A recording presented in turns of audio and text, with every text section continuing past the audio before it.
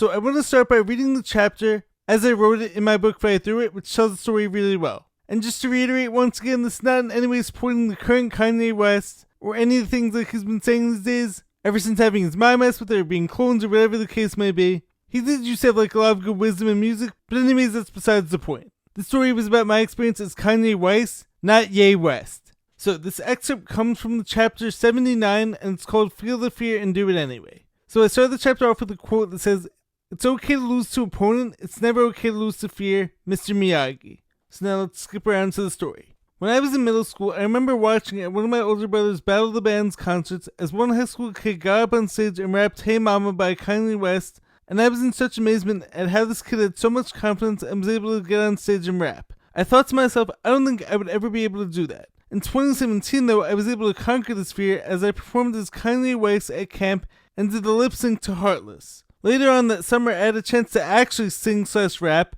T-shirt by Migos in the American Idol event with 2 other counselors. The performance didn't go as planned as the music was played too low for any of us to hear. One counselor sang in a toy microphone and the staff member in charge only let us go for a minute.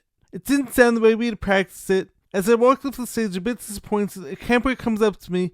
Maybe he was like 6 or 7 years old, and he tells me how amazing he thought I was. Other campers told me how cool they thought our performance was. This was not a waste after all. My whole outlook turned. I may have helped inspire these kids to get up on stage and conquer their fears, and maybe I give them confidence to go out and do something that they were afraid to do. Moving ahead a little bit, and what happened with me doing these special events at camp? It started with volunteering for the little special events, then doing Simon Says and dancing. This subsequently led to doing the counselor makeover day.